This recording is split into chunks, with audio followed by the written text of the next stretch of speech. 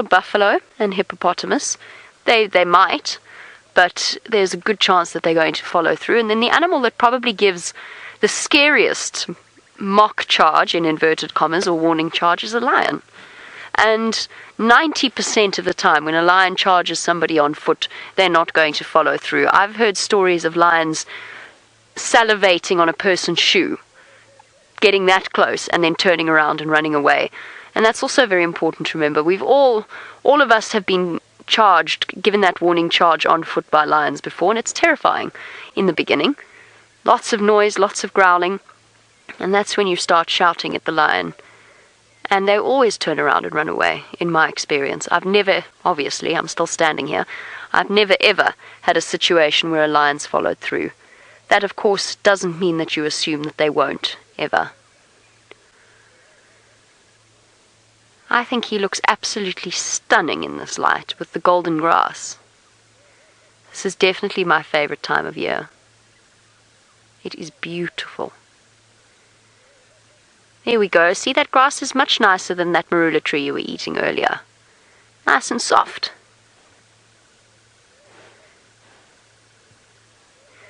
And quite an impressive set of tusks.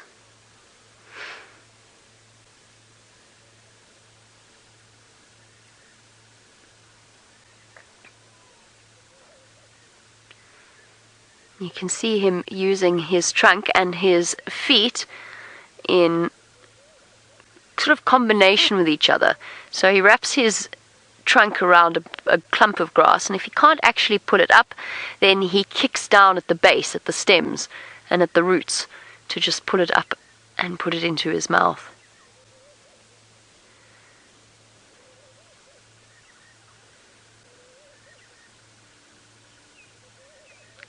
I love watching them, just walking, going about their daily business.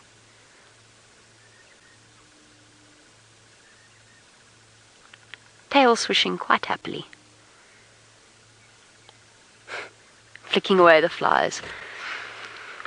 I'm going to follow him, but obviously not very close, having spoken about the fact that they don't like being followed right up behind them. And I just want to listen to a conversation that's happening. Sorry. I'm just going to listen to the Game Drive comms for a moment.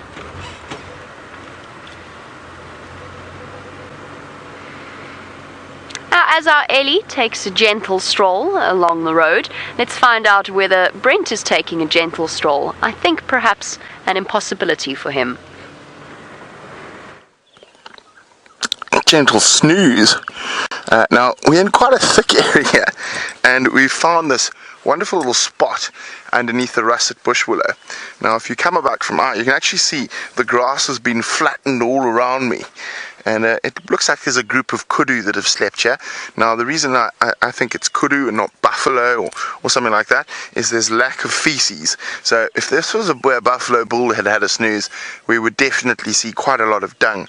But, I mean, some nice comfortable panicum, good shade, and it's going to hold shade for a lot of the day. So the sun's going to pass directly over me here. So this would be a good spot to have a snooze.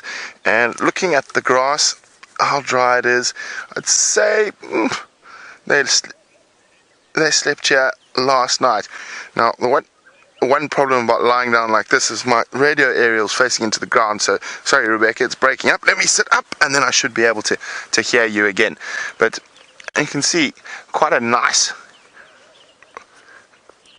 relaxing spot, and you can see there was one sleeping over here, probably a smaller one, bigger one over here. So there was multiple animals sleeping here.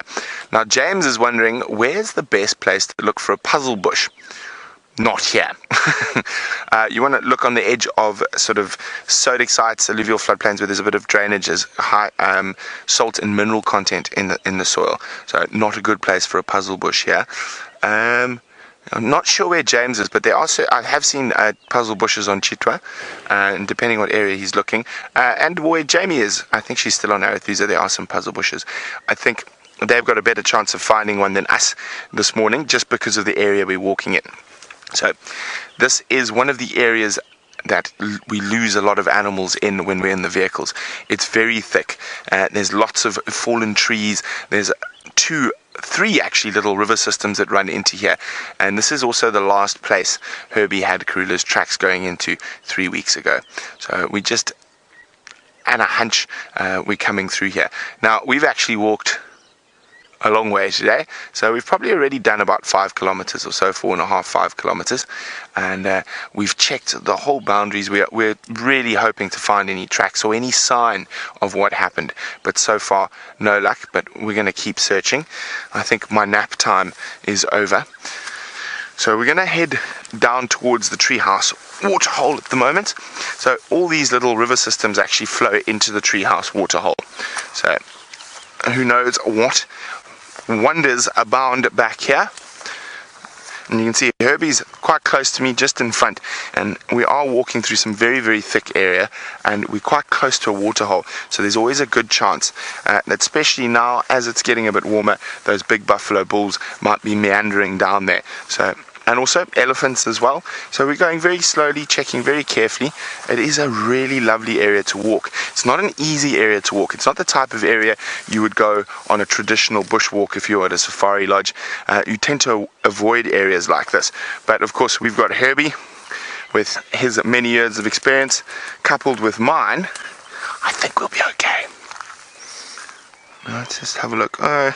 I was hoping that the spider had made a little nest in the leaf, but it hasn't, and there's no spider present. And you can see the web starting to degrade and break down over time because no one's maintaining it. Shame. Ah, there's a better looking spider web.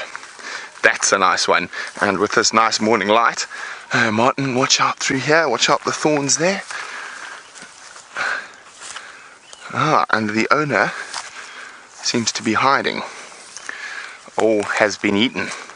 But even though the owner is either hiding or being eaten, I can actually tell what species of spider made this web, just due to the one strand through there. Oopsie, it's a golden color. So this was made by a golden orb spider, but it looks like the golden orb spider has been eaten. There's no sign of her on the peripheries, and also there's no build-up of prey species that they tend to do in the center of their web to keep birds from flying through their web. But speaking of birds, it sounds like James has got a raptor. I have got a raptor. It's a Wahlberg's eagle. Now, it looks like a slightly strange Wahlberg's eagle on account of the fact that it is a juvenile. Now, none of our sort of common Wahlberg's eagle nests that we have at Djuma have managed to produce a baby. Here is the first baby I've seen this year. How do I know it's a juvenile? Well, because it's so mottled coloured and scruffy. And so this chap was born this year somewhere, I suspect, here on Chitwa. That's where we are. You see how scruffy he is? He's rather sweet to look at, isn't he? Now, they're small eagles, probably only about, 1.5 feet long. Maybe 2 feet. A very big one. But this one probably about 1.5 feet.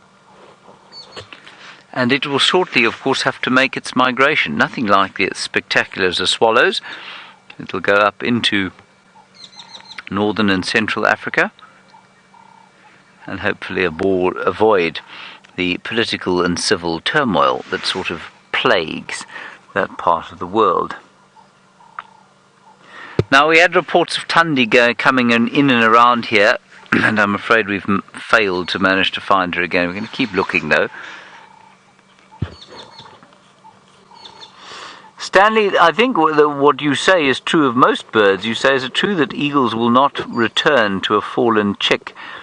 Remember that for a bird to fall out of a nest before it's able to fly, it's a death sentence, because the parents are incapable of picking them up and putting them back into the nest. They just simply don't have the mechanism to do it. Often the chicks are too small, or at least too big, for them to carry. Often the nest has fallen over.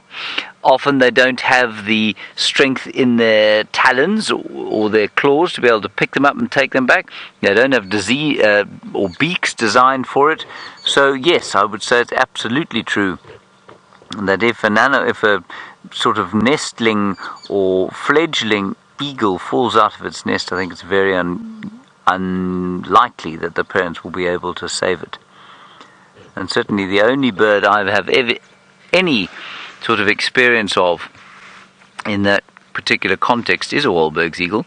A Wahlberg's eagle chick, around about the same size as that, fell out of a nest where I used to work, and we rescued it. We picked it up and we fed it up for probably about 2 weeks, and then it eventually just flew off.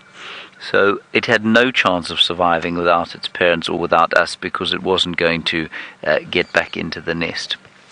That's an interesting question, that. Now, Tundi was supposed to be around here somewhere. There aren't tracks now heading north, so I don't think she's around here. Alice, you're in Ohio, wondering about ticks on birds and whether they get them. They do, yes, they do certainly get ticks on them, but they're very good at getting rid of them. They're extremely flexible. Their claws and beaks reach just about the whole area of their bodies.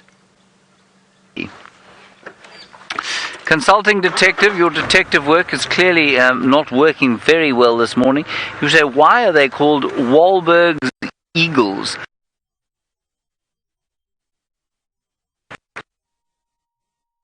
Get exactly how he met his end. No, sorry. Alright, so they're called Wahlberg's eagles because of a naturalist called Mr. Wahlberg. And I forget how he met his end, but he described lots of different animals around South Africa and Southern Africa. So I'm not sure why he's called. I forget how he died, but normally these naturalists have got very interesting sort of stories behind them, and I think he's one of them. I think he was a great collector of species. I'll find out, and while I find out, Brent is somewhere around here, so let's go and find out what he's doing. We're still in this very thick area behind the treehouse waterhole. You can see there's been a big elephant through here, just a single elephant. You can see where it stopped. Ooh, nice grass because the tree's fallen over. Let me use my trunk. Oh, and while I'm eating, I just dropped that. So you can see it's quite old, probably 2 or 3 days since that elephant was munching around here. I was actually telling Herbie a story now, just before you came to us, about the first time I found Tingana on foot, which was just here at that big tree that we're making our way towards at the moment. And I was with Andrew Francis, was on camera with me, and I walked in from Treehouse Dam, and I found him, and he sort of snuck off. So I came back with the vehicle, and I couldn't find him again in the car. So then we linked across to James, I think it was. And I said, no, I'm just going to jump out of the car again, go have another look. And so the vehicle was parked in something quite similar to this. So I got out, took my earpiece out, and while my back was turned like this, getting ready to go for a walk, Andrew goes, behind you. And literally about there is where Tingana was sitting under a bush watching me. So that was the first time we found Tingana on foot. And that was just after the Anderson moved in and started pushing him further and further into Djuma. Now, for those of you wondering who the Anderson is, that is another male leopard. A very big one.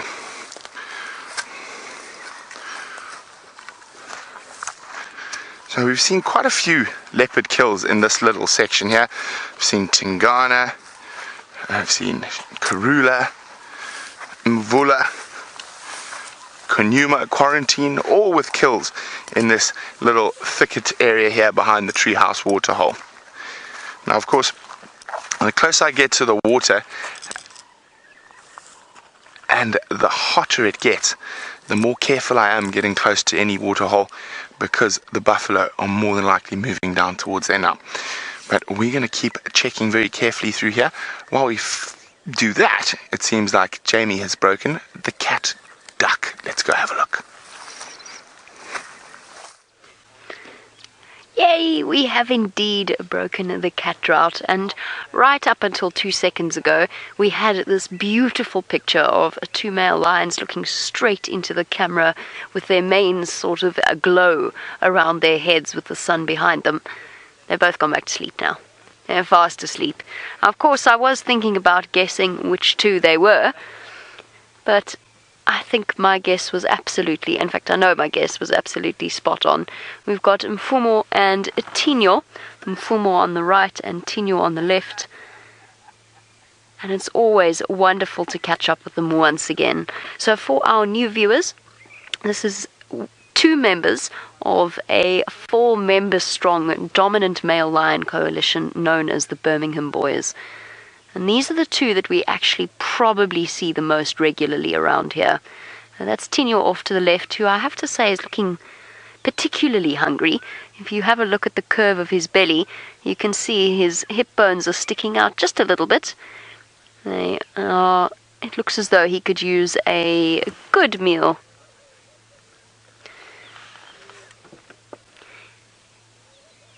And he definitely looks as though he could use a buffalo or 2. And they've been around, judging by the tracks. But there we go, finally some male lions for us to sit with. This is the first time I've seen lions since I've got back from leave. I'm happy. I missed out completely on the hunt yesterday, on quarantine clearings. Although it does make me feel a little bit better that those lionesses probably watched us wander around that dam all afternoon yesterday on the sunset safari. So there's Mufmo looking across at one of the other vehicles. Now, Mufmo, of course, is the one that seems to, for whatever reason, acquire the most facial injuries. It's just something that seems to happen, and hopefully at some point he's going to lift his head and look in our direction, and you can have a look. He's looking perfectly healthy. A little bit hungry, but perfectly healthy, but very, very battle-scarred. He's got a huge scar underneath his eye from that open injury that we saw months ago. And I have to say, scarred male lions are always incredible to look at, because you know that each and every scar tells a story, a different story.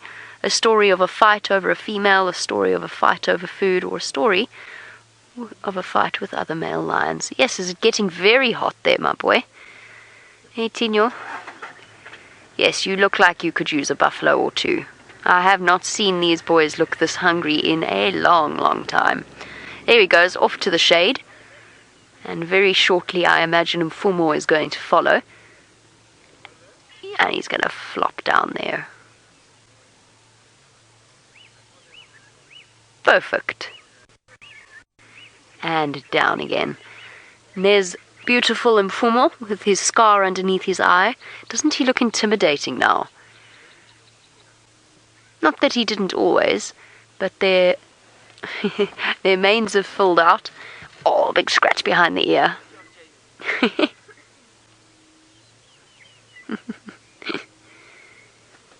Sorry, I'm chuckling at one of the other guides across the way who's taking our picture with the lion, which should be awesome to see later. Here we go. Good clean.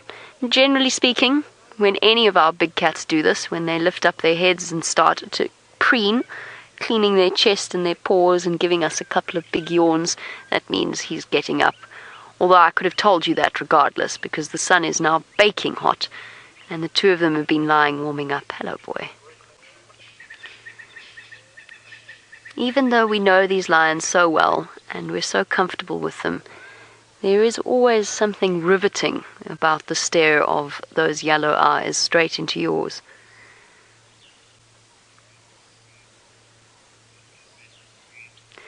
I actually haven't been on top of where the various Birmingham boys have been moving about, obviously having just come back from leave. I'm still trying to get an idea of where all of the animals have been. Wherever these 2 have been, it has not been on a buffalo carcass, because they are very hungry, and that actually bodes well for us this evening on the sunset safari, because these boys are going to go hunt. Now, there's of course this common misconception that a male lion is very lazy, and you see he's looking for potential food. That's what's got their heads up the whole time. Oh, that's beautiful. Big yawn? No, half a yawn.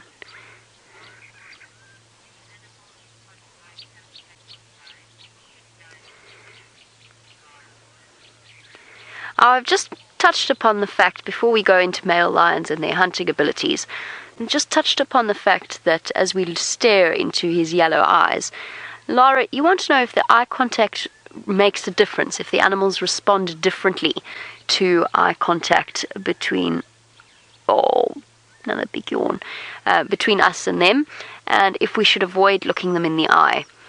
Eye contact does make a difference, but particularly when you are on foot. That is where eye contact is most essential, and actually it's very important. If you are in a situation where you're trying to stare down a lion, let's say you have bumped them on foot and they're now very cross with you, you've got to look straight into their eyes. I found that tends to work very well in terms of intimidating them, and if you happen to have eye contact with them in the vehicle, it's not too much of a problem. They're not going to respond differently, they're not going to attack us, they are just going to look at us briefly and then carry on with their day. It also depends, of course, on which school of thought you subscribe to. If you think that they see the vehicle as a whole, as a unit, or if you think that they realize there are individual people on it. Personally, I think they realize that there are individual people on the vehicles. They're just not particularly disturbed by that fact because they've got used to us. There's one animal that, in my experience, when you're on foot, unless you are being charged by it, it actually pays to avoid eye contact and pretend that you haven't seen it, and that's a leopard. Because a lot of the time a leopard will go completely flat and hide away in the hope that you haven't seen it. And if you happen to stumble upon it and you get really very close to it, you could find yourself in quite a tricky situation. And there I found that averting your eyes, because I have done it a few times in the past, averting your eyes and pretending that you haven't seen that animal sometimes works wonders. The same goes for buffalo in my experience as well. If you're walking past a buffalo and you've bumped into it and all of a sudden you've seen it at the last minute, I find it actually works to just keep walking. As long as you're not walking at it. If you're walking past it, just keep walking. Don't even look at it. Because as soon as you turn, remember that animals are geared towards the shape of the face and the position of the eyes. They are looking for nuances in facial expression. So as soon as you turn your body language to face an animal, they know that you've seen it and they know that you've focused on it. And since they see us as predators, that could provoke a different response. But for the most part, eye contact while we're in the vehicle is not a problem. As our hungry lions decide whether or not they're going to hunt or perhaps just lie in the shade, probably the latter, I think James has found something that would make these lions very happy.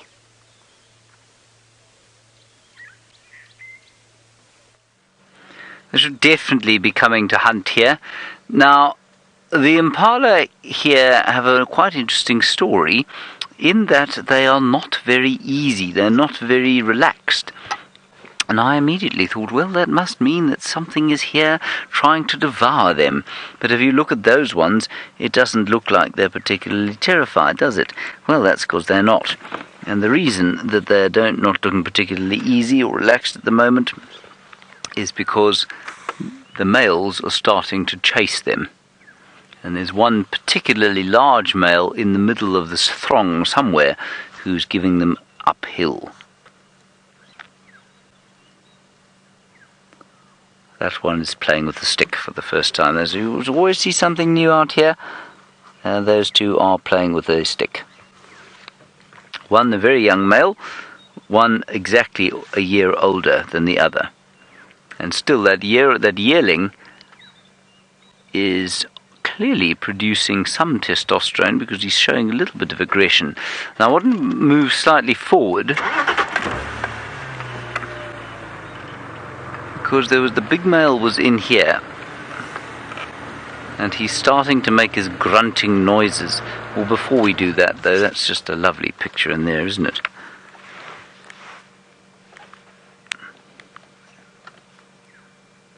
In the light, I feel that's quite pretty.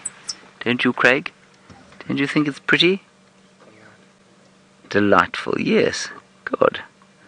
I'm very pleased that you also feel that it is delightful.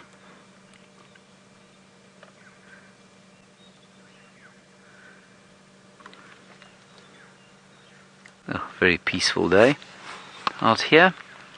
Impala moving hither and yon. Okay, let's move forward a bit.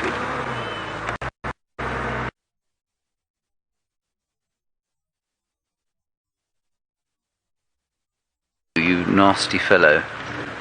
Big chap who's been chasing them around. Oh, we can't move apparently. Okay, let's hit a... I don't know where he is. I don't know what he's got. Well, we're still walking. We've come to the treehouse waterhole. No sign of any buffalo. No sign of any Ellies either.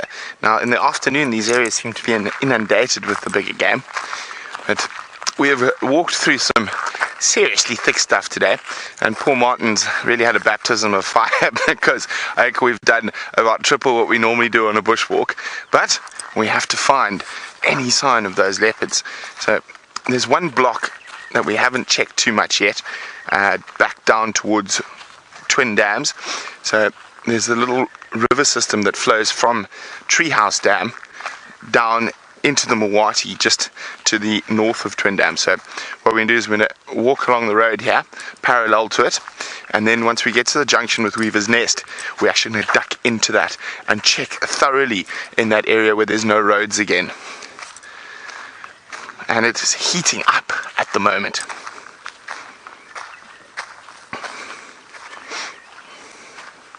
Hi Harley. Harley's wondering, am I worried about ticks or other insects? I actually haven't done a tick check for a while. But I think we're pretty much done with pepper tick season. No, we're not. Oh dear. There's one. Now, they're called pepper ticks for a reason. Let me try to get it into the sun. And you see it there? That tiny little freckle that's moving on my finger is a pepper tick. You got him there, Martin? There we go. He's so small. Yes, he's so small and he's about to expire. Now, what happens is quite often now, we've obviously walked through one nest quite recently, whoopsie, because he's not attached to me yet. So the best way to deal with this is we need to find a bush. Now, certain bushes are better than other bushes, but I'm not too worried about ticks. So I've had the tick bite fever that occurs here, and if you just leave it and work through it, you actually become immune to it. You don't get really sick. So I'm not too worried about the ticks, and it is one of the small prices to pay for living and working in a magnificent wildlife area. The odd tick bite, although I'm quite lucky, I don't react nearly as badly as some of the other guys here. I think Tristan's the worst. He really reacts to those tick bites. I'm quite lucky. I get a little bump and then it stops itching. But there's only one I could see. But we need to find a good bush. Now, ideally, you want a weeping wattle, but because there are no weeping wattles around, I'm going to have to. There we go. That's what I want. I'm going to have to use a young bush willow. There we go. So, especially before they've been attached, you just beat yourself, and a little bit of beating with a stick is a lot better than a lot of tick bites. Although, as I say, I don't react too badly to them, so it doesn't really bother me too much. Herbie, I know, really doesn't like ticks. Jamie also reacts quite badly. I think James isn't too bad. I know Steph reacts quite badly, but I think all of us can just be thankful we don't react as badly as Tristan does, because Tristan really, his legs get absolutely munched by the pepper ticks. Oh, interesting. There we go. There's a couple of interesting tracks here.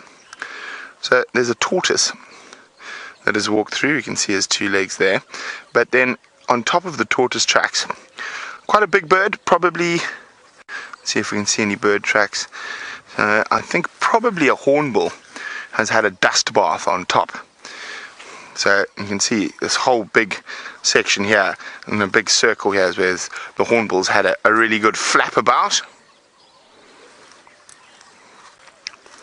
Now, one of the reasons you find birds dust bathing is to try get rid of parasites. So birds also get ticks, but the biggest thing that really irritates the birds is mites, and they dust bath especially they choose sort of like sandy soils like this, and it helps to get rid of some of the parasites that inundate them. That's why a lot of people don't realize you must always think twice before picking up a bird's nest on the ground, because in a nesting situation, those nests are absolutely covered in mites, and some of those mites might hold diseases.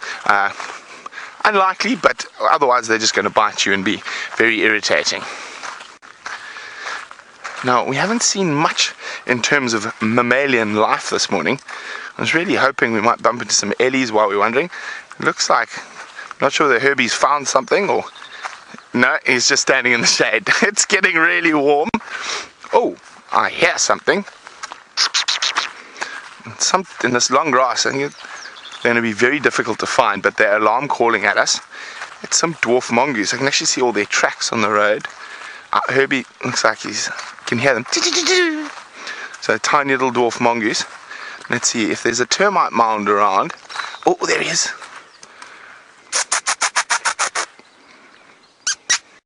He was up on a branch. He's just dropped down. Let's move a little bit further forward.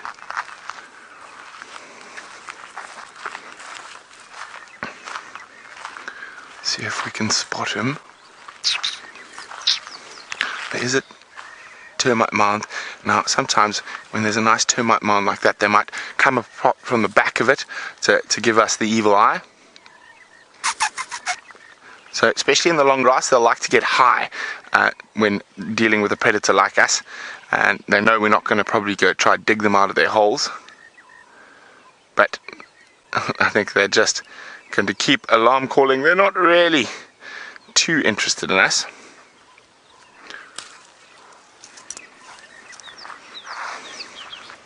Come on, guys, pop out.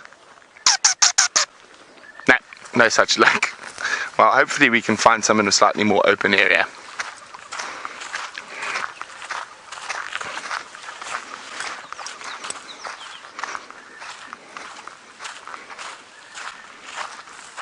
Okay, we're going to, as I said, we're going to carry on parallel to this little dry riverbed, and then we're going to duck into another area where there's no roads, trying to find any sign of Queen Karula. It seems like James is in the far east down on Cheetah Plains. Hopefully there's a bit more happening there than where we are. There are two things that are incorrect about that last statement from Brent Smith. Firstly, I'm not on Cheetah Plains.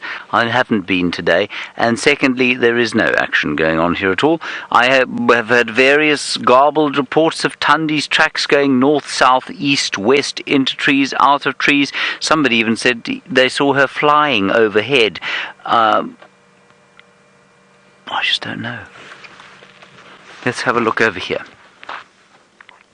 We have the black jack. Now, apparently, Steph eats this stuff all the time. He eats the leaves. Here's the black jack over here. Steph eats the leaves all the time. They don't taste very good, I don't think, but they've got a sort of relatively pleasant peppery taste. But you can boil them up to make quite a nice soup. So if you're ever out here desperately hungry, well, that's what you should do. And then, sitting on the Vernonia plant here, which I'll try and bring to you. Unfortunately, it's being held in place by a blackjack, which I've now removed. We've got a caterpillar. What? You right there, Craig? He went, oh. Which of course for Craig is like Hamlet giving a lengthy soliloquy. There we have a caterpillar, probably from an acrea. Our experience of watching those caterpillars grow on the Waltherias tells us that that is probably an acrea of some species. And the hairs on the back of this caterpillar are branched twice. And I think that would play havoc if you were a bird and you had a sensitive digestive system. Yes. Talking of digestive systems, of course, those of us that went to India, well, we didn't have an easy time of it, I will tell you that for free. here we have the blackjack, and its brilliance, of course, is that it sticks to the fur of animals. Not my fur, obviously. There we go. That's what it does. And then the animal walks off and deposits the seeds, which are on the end of the blackjack over there. That's the seed there.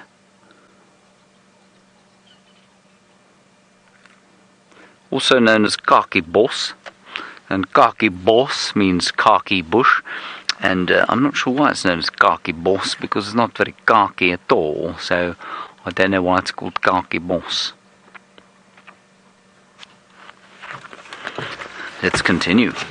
That was a little plant lesson on account of the fact that there are no mammals around today, other than the impala, which ran into a low signal area. Let's keep going. I must say, Brent's hope to find Karula, well, I mean, we all have that hope, don't we? Maybe ducking into a block that has no roads in it is the best option. Certainly she hasn't been on a road. Anyway, on we go. We have a bit of time left for this drive. We might be lucky. Is she speaking? I'm afraid No, wait. Try again. Are you getting this fine? Wait 1 second. Right, try again. Yes, there we go.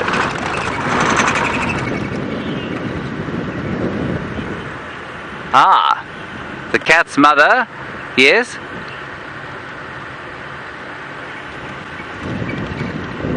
Sid.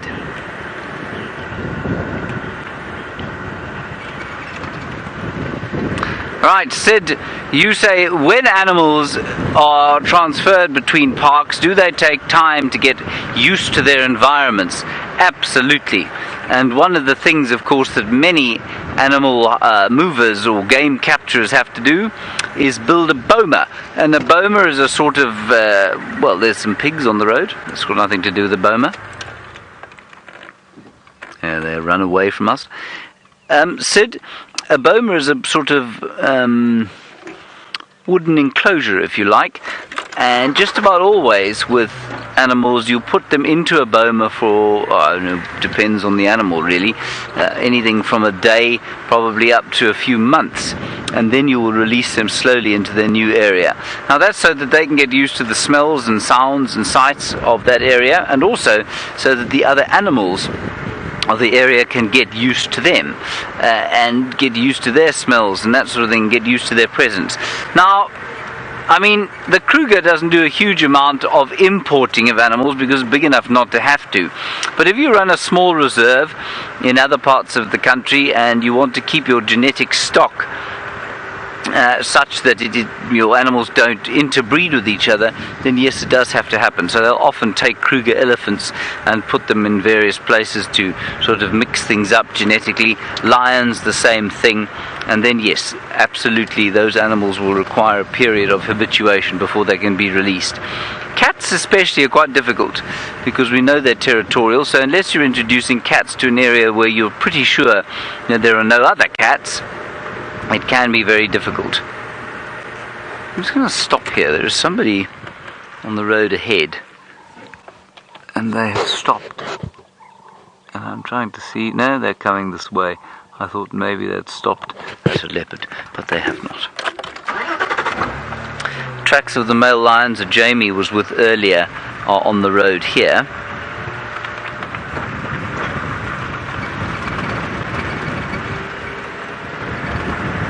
So they walked all the way from here, probably from Torchwood up in here.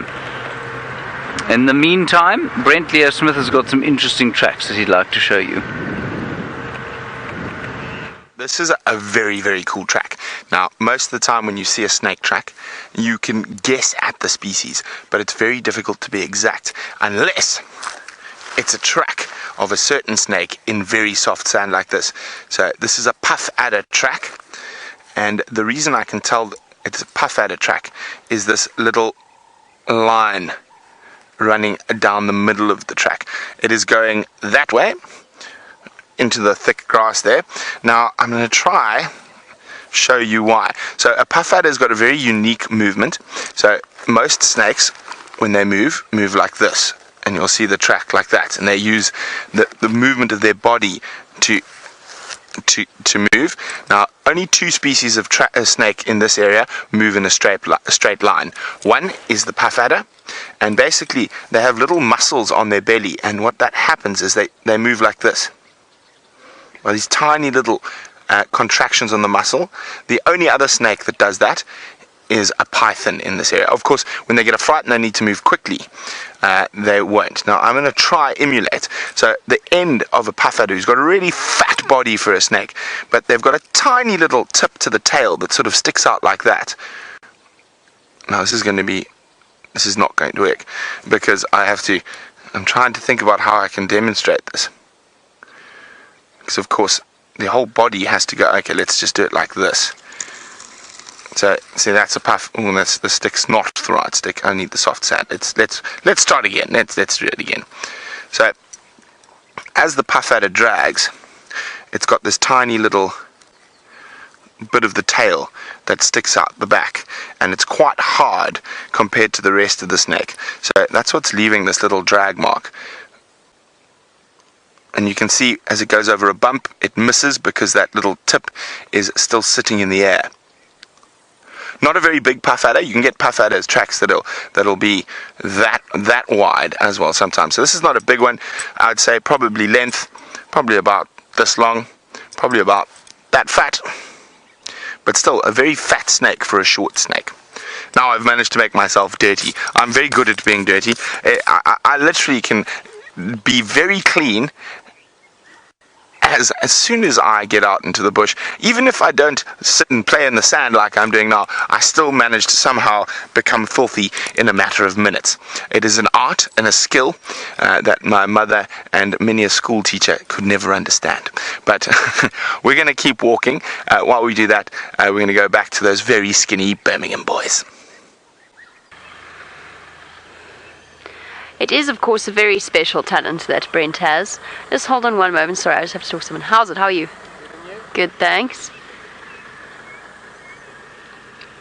It's a skill that actually Brent shares with these male lions as well. And they tend to very often be covered in a large amount of something, whether it is dirt or buffalo or something else. In fact, this is probably the most pristine I've seen them looking, probably because they haven't eaten in a few days. Our sleepy lions are probably going to do this for the rest of the morning, so I think that this is pretty much as long as we're going to spend with them. After this we'll leave and we'll go and see whether or not we have any luck at the hyena den. Unless, of course, James is planning on going that way, in which case I can change my plans as well. But they're definitely not going to be moving any more than this at these sorts of temperatures. I have a feeling that this afternoon is going to be absolutely scorching.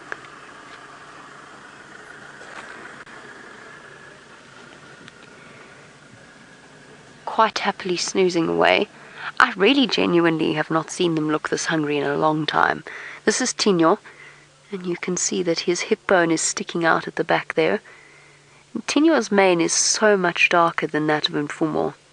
Just goes to show why you can't always exactly use either the growth of the mane or the darkening of the mane as a perfect way of aging them.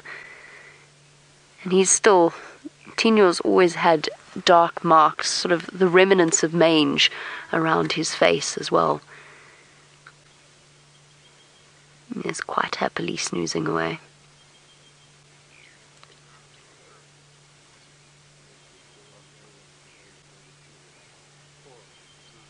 I'm just listening to the various sounds of the vegetation and the birds singing away. Nice not to hear a monotonous lark for once. Just a Cape turtle dove. I imagine, I've been trying to work out, because of course they're going to follow the shade of throughout the day. I'm trying to work out the sun's going to go through the sky to the north. That might put them more and more towards our southern boundary. I'm just hoping that they're going to be here on the sunset safari so that we can watch them hunt. Because I do have a feeling that as it gets cooler, they're going to be getting up and moving around. And don't forget, if you do have any questions, that you can send them through on #SafariLive on Twitter. I'm sure we're all eager to answer them. I've chatted a little bit about the history of the Birmingham boys. We know who they are. And now they're doing what Birmingham boys do, well, all male lions do best, which is sleeping quite contentedly. They're definitely not going to move around. Unless something stumbles across them, I think they're hungry enough now that if a herd of antelope were to wander through, or something similar, they might actually hunt it, even though it is as hot as it is.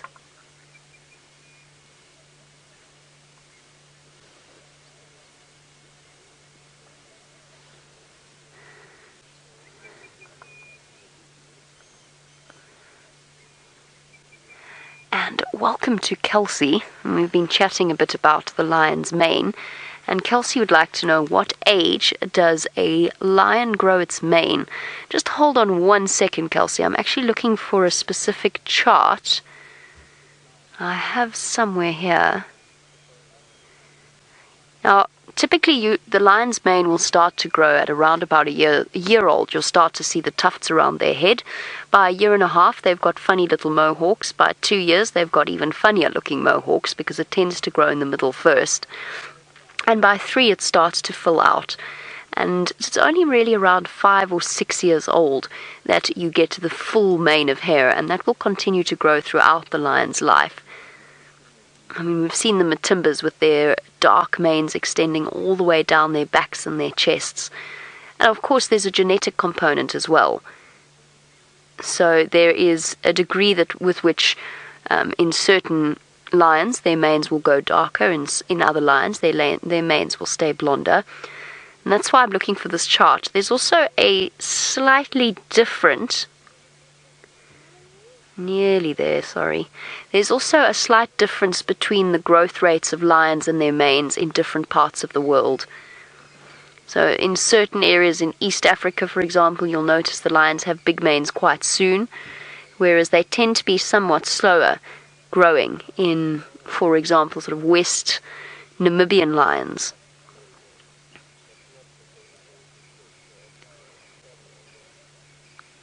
I can't find this chart. Sorry, I'm distracted trying to look for it.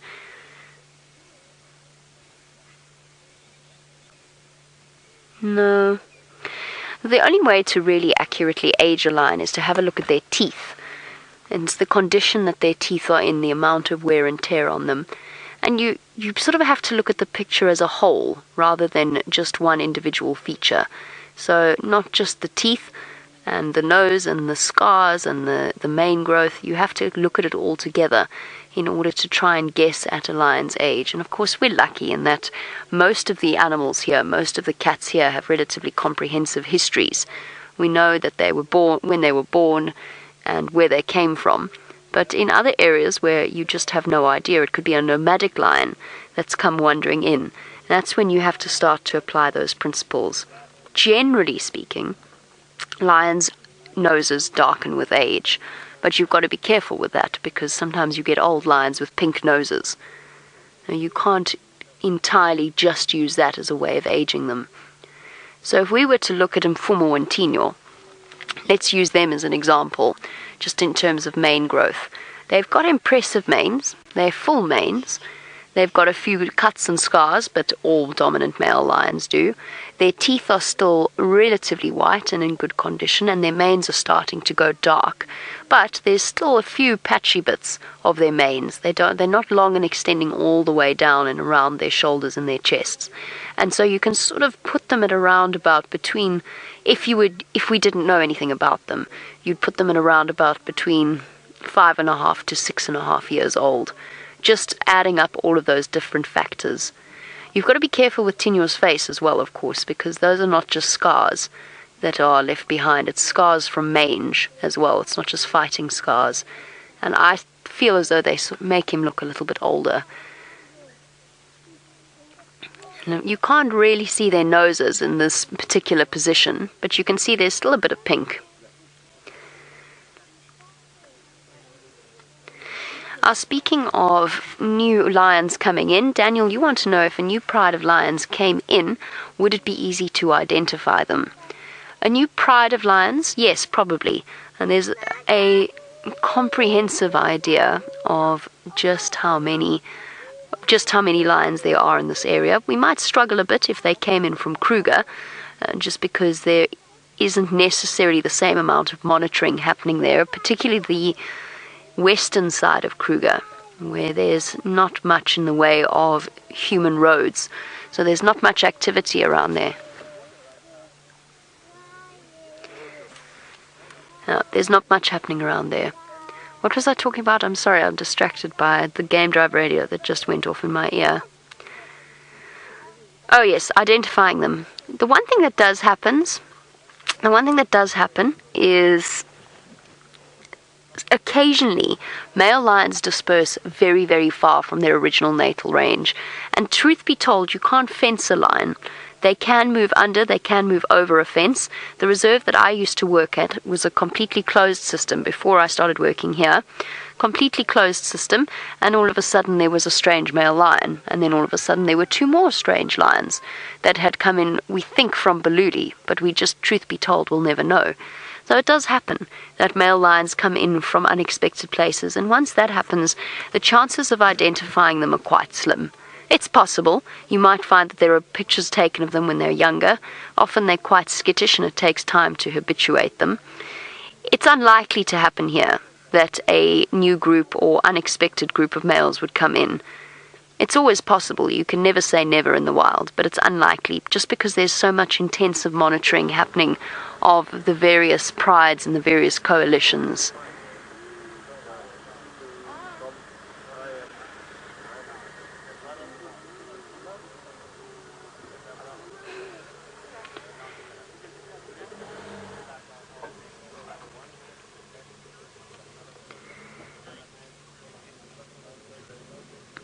Now, Darcy, this is actually something we've been discussing at length over the last few days, which is how long can an animal live without a good meal?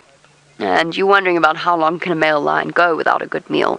For a male lion, I would say they could live for easily 3 weeks, possibly even longer, without actually eating. But the problem comes in when they actually need to go and hunt for their food. Because obviously the hungrier they get, the weaker they get, and the harder it gets for them to catch something. So I'd guess at, and again, never underestimate the resilience of these creatures, I'd guess at around about 3 or so weeks they're going to really start to struggle, maybe even earlier than that for something as large as a male lion. But that will differ from individual to individual, and I've seen lions with broken legs. A 14-year-old lioness with a broken leg still managed to take care of herself and look after herself, so you never know. It's hard to say with absolute certainty. And these boys have got a long way to go before they're going to start to struggle. There we go, that sort of answers Sammy's question, with the lions being so very hungry, would it affect their ability to hunt? They're not that hungry. They'll be fine. They're skinny. They're definitely skinny, and they could definitely use a good meal, but they'll be, dare I say, all the quicker for it. I guess not. Probably shouldn't say that. But they'll definitely be more focused and intent. So no, it's not going to impact their ability to hunt. I'm going to move on from these lions, see what else we can find, make space for other people. In the meantime, James has got a flying bird. We've got nothing. We did, there it is. Beautiful. It's a pale fawn Wahlberg's eagle, and naturally it was circling right in front of us, round and around, until just as we came live, then it decided, no, it's going to go north. Isn't that beautiful? Sit and watch a bird fly like this forever. Oh, it's stunning. Just starting to gain a little bit of height.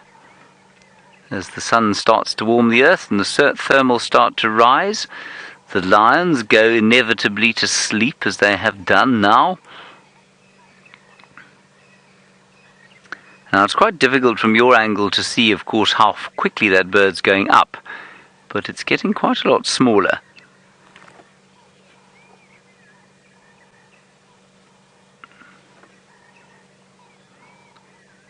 Like I say, they're soon to be heading towards the north. They'll be the first back, though.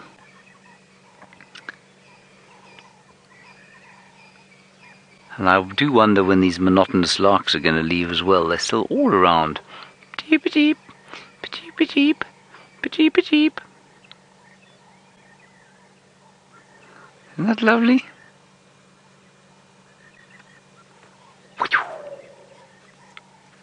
Looking for the odd lizard. I mean, it's difficult to spot a lizard from up there, I would have thought. But that's what they'll eat. Sometimes small birds. But the more and more I read about the diets of the raptors out here and the carnivores, who's got his landing gear out, the more and more I think that they will eat just about anything that's smaller than they are. That is a very pasty white Wahlberg's eagle. Oh, Mr. Wahlberg, by the way, I did my research, and it was him that I remembered. He was killed by elephants in the Okavango, by a wounded elephant in the Okavango, and the article I read makes mention of him sending something like thousands of species of specimens back to museums around Europe. And what that means is basically he wiped out enormous numbers of creatures, stuffed them, and sent them up north. So although he is renowned as a naturalist, he'd right about now be considered a sort of fairly successful poacher, I suspect. But that was a different time, wasn't it? Craig, this is very impressive. Your filming of the Wahlberg's eagle. The other Wahlberg's animal that we get out here, of course, is the Wahlberg's epauletted fruit bat, which doesn't look much like that. It looks like a bat. Well done, Craig. That's a very nice picture of the sky you have there. And as Rebecca is saying, it makes you feel very peaceful. And as I've said to many of you before, one of the things that I like to do if I'm feeling less than peaceful is lie out in the open and watch the raptors circling. It's an extremely peaceful activity. Right, we're heading towards Treehouse Dam. I just wanted to stop at this plant again because its name I keep forgetting. But I think it's called a... What's it called? Is it golden jasmine or lemon jasmine or something? I'm going to have to look it up again. Oh, dear. It's coming out of my ear. But it's just a very pretty plant. Smells of nothing.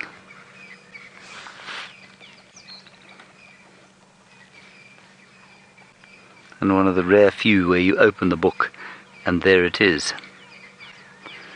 Yes, and so often these things that look delightful, the yellow flowers, don't smell of a great deal. I'm just going to have to reconfirm the name. I haven't managed to find Judy H's Hibiscus micrantha just yet, but I will do, and as I do that I'll tell Rebecca wants to know, is it mostly yellow flowers that don't smell? Rebecca, it's often any flowers that aren't white that don't smell. It's very seldom that flowers that aren't white, other than sort of roses, canary nettle, it's got nothing to do with jasmine at all, canary nettle. How did I get lemon jasmine from canary nettle, do you suppose? So normally, if a plant invests, I'm just shocked by myself there, if a plant invests energy in making colours to attract vectors, seldom will it invest energy in making scent. So none of the pink flowers or yellow flowers out here smell, it's only the white ones. Some have got a subtle smell, especially the green ones. You know, the ones that really have made no effort to make themselves look good.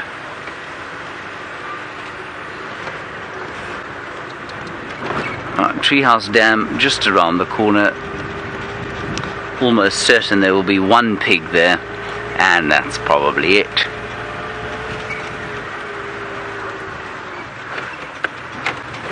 Oh.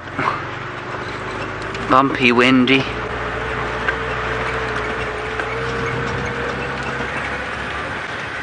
Oh, Craig, are you excited? Do you think there's going to be a great swathe of animal life here? So excited, yes. And not a sausage. Except on the end of the tree there, we've got a flock of red-billed Queleas.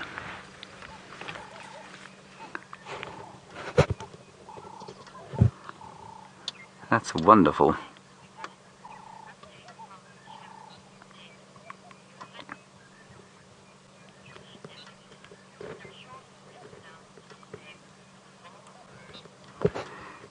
Yes, thank you, Johan.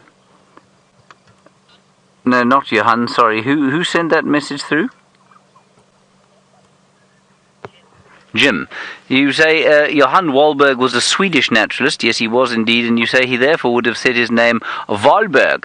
Well, he may, yes, have. I'm sure he did call himself Wahlberg. We can possibly start calling animals by their correct pronunciation, at least using the names. It's an interesting one, that, Jim.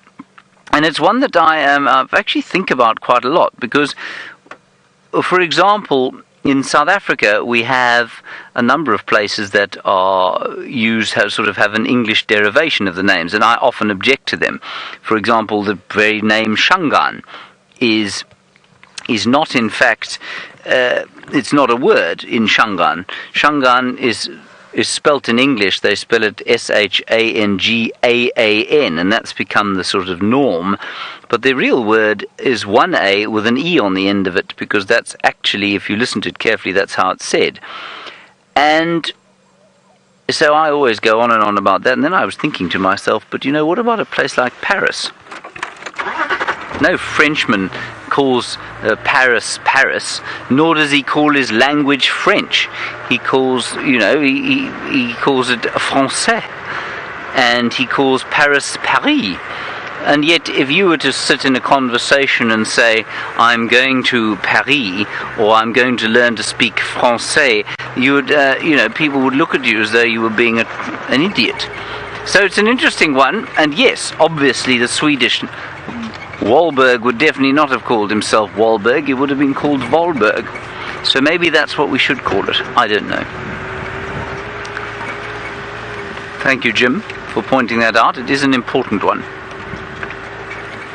I think we can comfortably call William Burchell of the Burchell Starling the Burchell. Now, I believe that Brent Smith has managed to find himself a puddle, but I'm going to ask him to hold on a second. Did you see that bird fly? You see it there? Keep going. Can we wait a second, Rebecca? Is that all right? He's in there. Go up a little. There. It's a cuckoo. It's a Diederik's cuckoo. Isn't that nice? And I wonder if it isn't a youngster. Not quite bright green yet. And maybe a youngster, a little bit like that of Wahlberg's eagle we saw earlier, which is going to be flying off to the north fairly soon. That's really very cool. We don't often see them. All right, let us head across to Brent Smith and his puddle. Well, it's even better than a puddle, because it's not a puddle. And James, what would have happened if it had run away? It is a little sea in the Mwati River. Elephants have excavated. And the elephants have excavated. And the water is not running. It's quite well protected, their shade, so it's...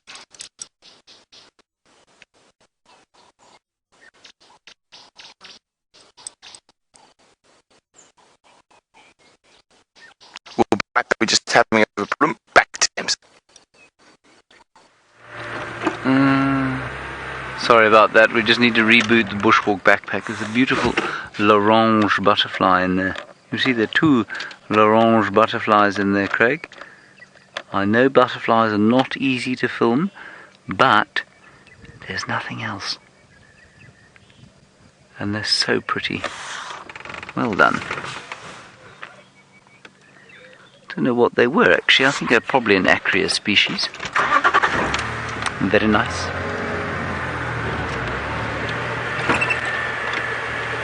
Things are really getting very peaceful out here now.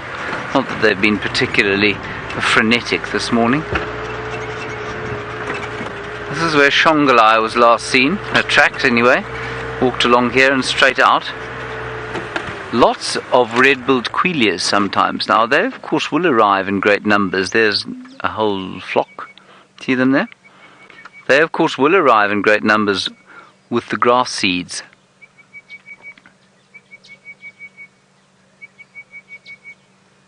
There seem to be not many there. Alrighty, on we go.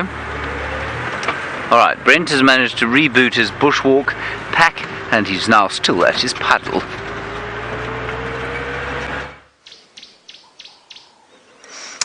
Sorry about that, folks. We are live from the bush, but it is not actually a paddle. It is a seep. Elephants have actually dug this out, but they haven't used it for a while. And you can see there's lots of Impala tracks and other animal tracks. And it's been here long enough that there's actually algae growing in the water.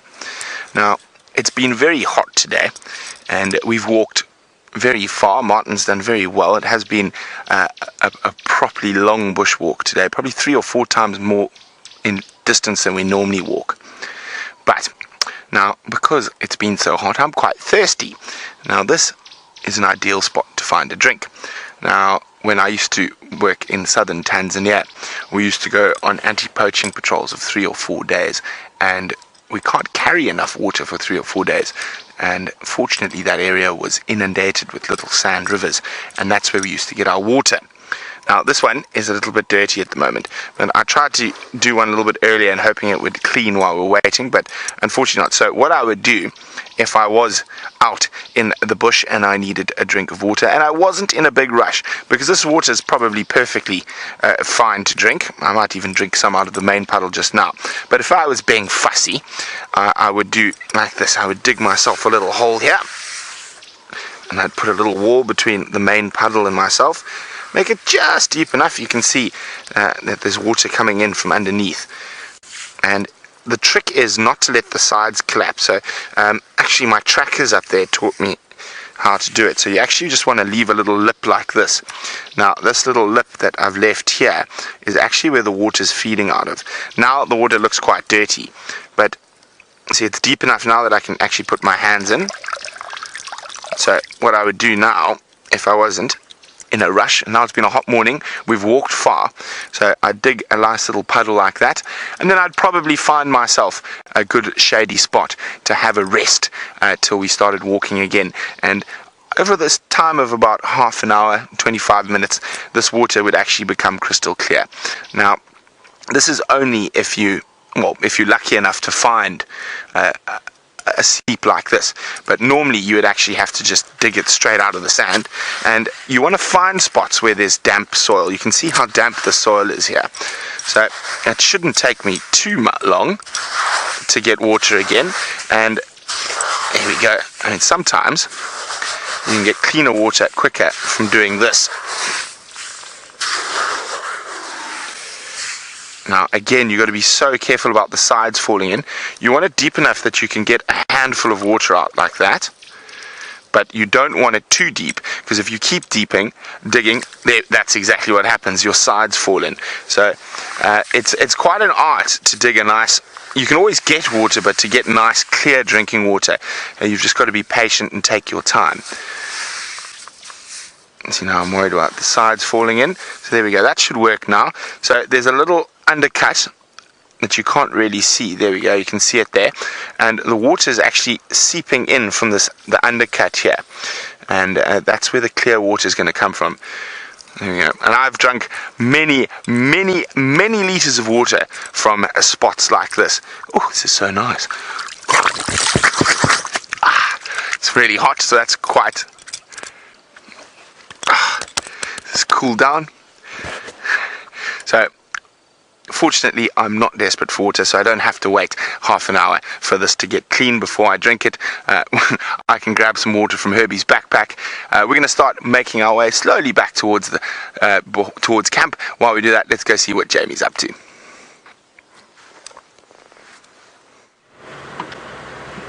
I'm just thinking that's probably the cleanest Brent's been all morning, utilising the water that he's filtered through to wash his face.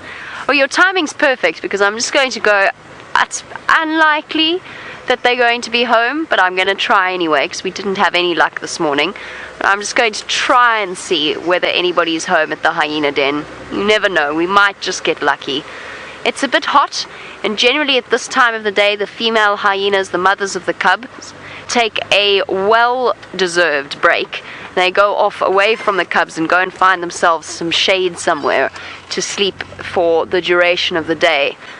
And every now and again you come across a sleeping hyena when you're out walking, in those sort of places that Brent's been wandering about in, somewhere deep in the shade there.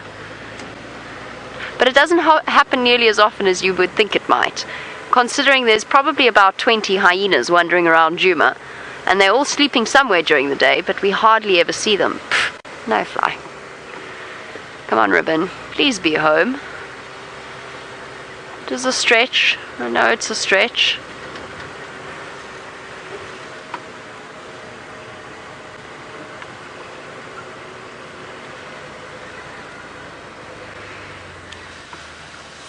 Finding the animals is always an interesting experience. Sometimes with hyenas it's easy because you come to the den site. Today it's not easy because there's nobody home. But man, you want to know whether or not any of the animals are tracked for tourism or GPS tracked for tourism or research purposes. Research purposes, yes, absolutely there are. And it's generally speaking not the big cats, and that's because for tourism purposes, the guides have got so good at monitoring them or finding them or something similar. Let me just turn this down. That they actually are monitored very effectively by the various guides, and it kind of would half take the fun away from trying to track down and find a wild animal if you could always use a GPS tracker. But elephants, buffalo, there are certain herds that are monitored by collars. They have collars attached to their necks, and that sends out either a frequency or a GPS signal that notes their movements, where they are at certain times of the day, and that will be used by various research organizations. Of course, the big exception that I think we're all thinking of in terms of collared animals was Sindile, the male leopard that caught the feral dog. A feral dog wandered onto the reserve, and young Sindile, when he is Shadow's son, and he was all on his own, and he caught this feral dog, and it turned out that the feral dog had rabies, to cut a very long story short, and Sindile was placed in quarantine for 8 months. So he was very young, just over a year, when he caught the dog, and he was in quarantine for 8 months and then released into the wild without his mother. And he had a collar on for the first few months of his release in order to monitor his progress and to check and see how he was doing. And it gave the people who were researching and monitoring him very valuable information about the movements of a leopard that's been in a situation like that, and how he was coping with being released back into the wild, learning to hunt again, following those natural instincts that were always there, but that were keeping him going. So that is one circumstance where a leopard was collared. However, that collar was then removed, and he now wanders about on his own without it. And we don't know exactly where he is. So it's a balance between getting research and interfering with the animal's life. And it is an interference to some degree. The collar doesn't bother them too much, but you have to dart them, you have to anesthetize them. That comes with certain risks, and I've personally been involved in dartings where they've gone wrong and the animals died, and it's utterly tragic when that happens. It's awful. I've seen a vet in tears after a darting that's gone wrong. So there is a level of interference that happens, and it can damage that animal. They're often very frightened of people after they've been darted, or helicopters, or whatever they associate with that experience. That's not to say darting is bad. but it can be dangerous. It carries risks like general anesthetic carries risks. So it's a toss-up between the information that you're getting out of it and the not interfering with the animal unnecessarily. Imagine if we had GPS collars tracking all of our leopards or our lions. Wouldn't be the same experience, would it? Plus for us, it would lose that magical value of tracking and finding something. And certainly, animals like Shadow make us work for the sightings that we have with them, but that makes them even more valuable when we do get them.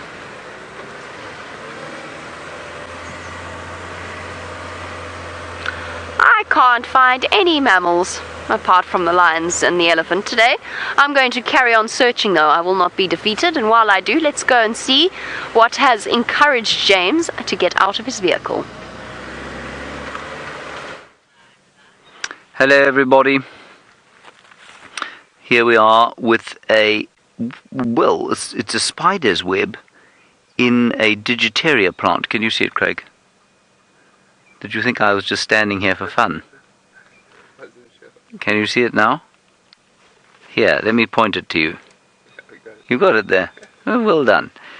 And the spider is absent, I suspect out perhaps hunting. Although one would expect it to use that web to hunt in. Now, hang on a second. Just zoom out a second, Craig. No, it's definitely not there. Maybe it's on one of the grass stalks. There it is. Huh. Oh no, that's not the spider, it's something else. I'm actually going to pick this simply because the spider's not around. Mammals we cannot find you, but little interesting things we can. Can you see that thing there, Craig? It's a tiny little yellow thing, or yellowish gold thing. No. Not? Rebecca, can you see it? Let me do that. Oh good, you can see it. Well done. Don't worry, Craig. Even though you can't see it, everyone else can. Craig, of course, is looking through a suspect quality screen. And I suspect that that little thing there is either about to be caught by the spider, or perhaps it's parasitizing the spider and about to steal whatever the spider catches. But the spider is gone.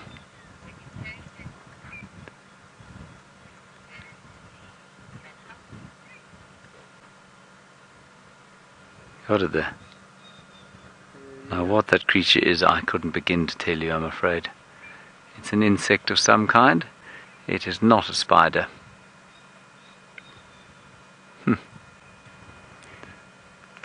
Amazing the life that there is. Oof, sorry, I was savaged by a fly. Amazing the life that there is out here during the rains. I stopped here hoping quite desperately to find that hibiscus plant that I've been waffling on about all day. But I don't seem to be able to see it here anymore. I think it was a Waltheria that I found. Yes. I will find it. It's on quarantine. In fact, let's go there and find it there. I just discovered the fly that was savaging me. It was a horsefly, a very large thing, about that big. It was terrifying. Okay. While we travel towards quarantine, Brent Leo Smith is now apparently got a purple flower, and I'm sure he knows what it is.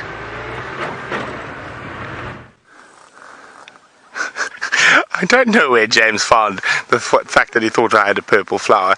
I do have an acrea butterfly that keeps toying with me though.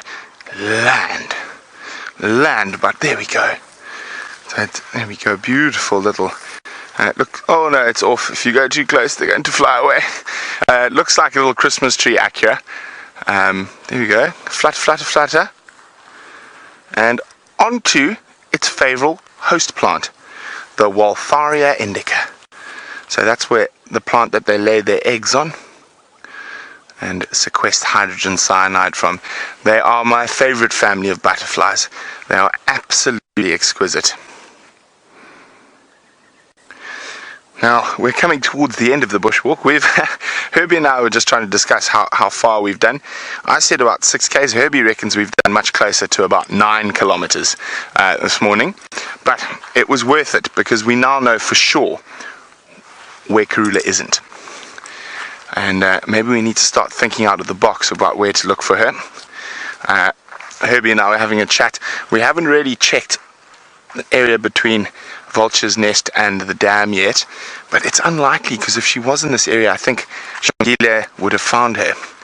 So I think we need to start looking carefully around the northern boundary around Sydney's dam in case she's moved into that area where Shaluva used to be.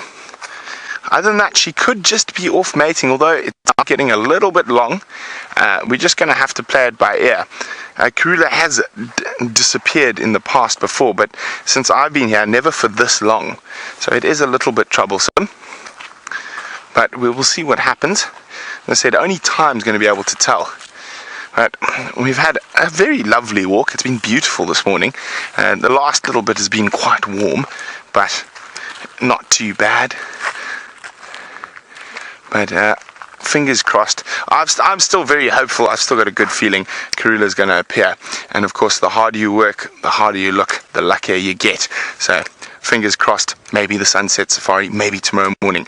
But from Martin, who's got a baptism of fire, bushwalk march this morning, and from Herbie and myself, we'll see you on the sunset safari. Let's go across to Jamie so she can say goodbye.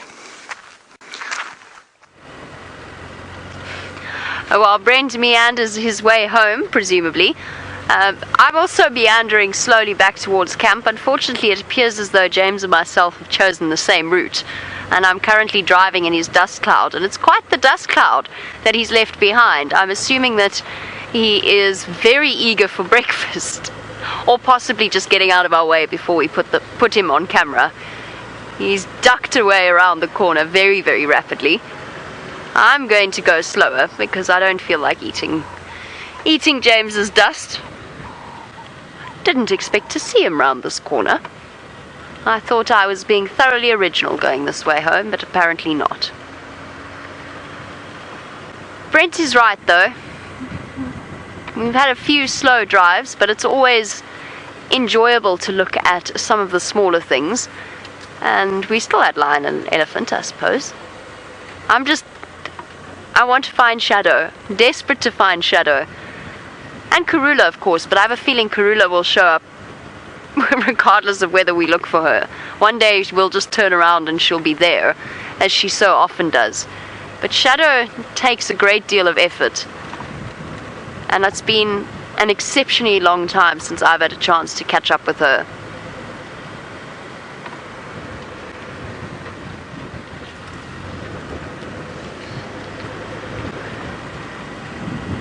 It seems as though the side of the reserve have gone very quiet.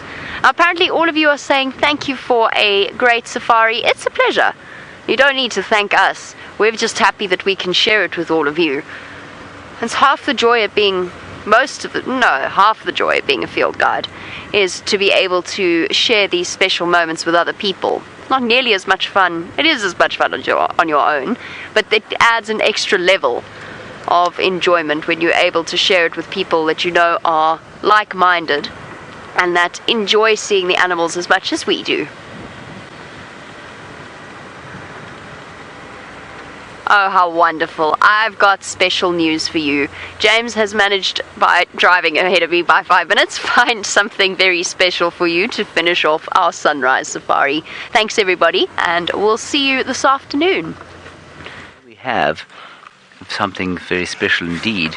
It is, of course, the ground hornbill, and there are 2 of them left. There were 3. One of them's flown off. You see the other one there, Craig? It's just behind there, that's it. You may think about flying off. And they're in, of course, what's it caught? Did you see what it caught? I think it caught a little lizard. Now, we stopped here because there was a Franklin alarm calling, and of course, I thought to myself, what could that Franklin be alarming at? And it may well be alarming at a bird like this, because if a bird like this does get hold of something like a Franklin, which is highly unlikely, it would almost certainly try and eat it. They are fairly voracious predators.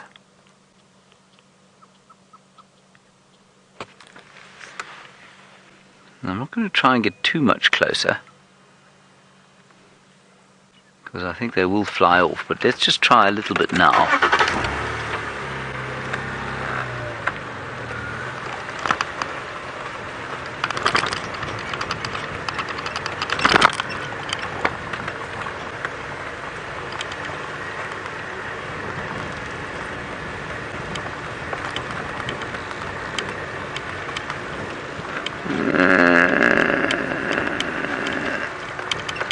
There we are. Now, Kim, you want to know if they're actually related to turkeys. Kim, no, they're not related to turkeys. Tim Tango. Tim Tango, no, they are not related to turkeys. They are related to the other hornbills. Not very closely. They're in a separate genus entirely. But turkeys, probably much more closely related to, well, chickens.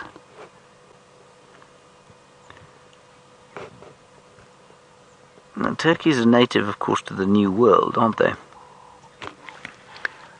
And so very few of the birds that you find in the New World, or many of the birds that you find in the New World, will not have relatives in the Old World. Because, of course, of the split between Afro-Asia and the Americas. Oh yes, BB, you say, is that bird really, really big? Well, yes, I suppose it is really, really big.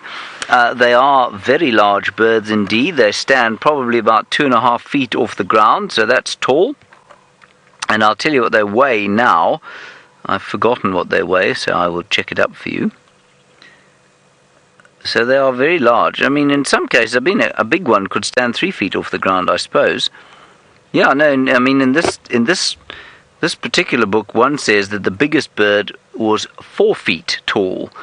Now, it's not 4 feet tall. I mean, it's 4 feet long from the tip of the beak to the end of the tail. But they can stand up to 3 feet, maybe 3.5 feet off the ground. And their mass, 4 kilograms or so, a really big one. So 4 kilograms in pounds is about 10 pounds. So yeah, very big bird.